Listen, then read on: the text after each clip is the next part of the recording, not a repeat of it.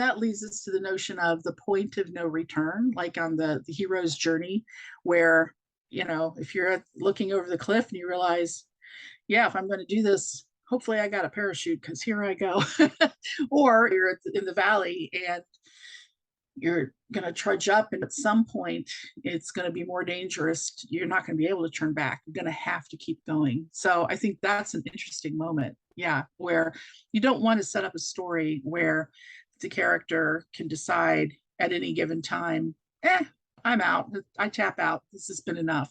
You want to put Yeah. them in a situation where now that you've made this decision, you got to keep going. Yeah. Or they've jumped off the cliff and they thought they had a parachute, and partway down they realize they don't. Yeah, All sorts of interesting ways you can play at this that's right. mountain and valley metaphor. That's right.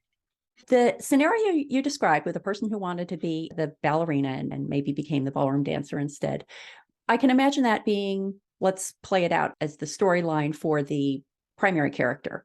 And you could either have that be the storyline, or you could have the whole story focused on what has happened now that she's a ballroom dancer and only be obliquely referencing her background as a wannabe Right. ballerina. How do you Mhm. assess how much of the backstory you want to provide if it's not intrinsic to the duration of time covered by the main plot of the book? Yeah, backstory is tricky. I always fall into the trap of dumping too much backstory at the beginning in my initial drafts, and then I cut it all and put it in a separate file so that I can then pluck from it. It helps if you can figure out your character's backstory, but recognize that none of this is set in stone. I just, for example, on a project I'm working on, spent a whole weekend figuring out in detail the backstory, the timeline, et cetera, of my main character and a couple of secondary principal characters. But I know that that's going to shift as I'm writing the novel. I will at some point go, oh no, this is when this needed to happen or this other thing needed to happen.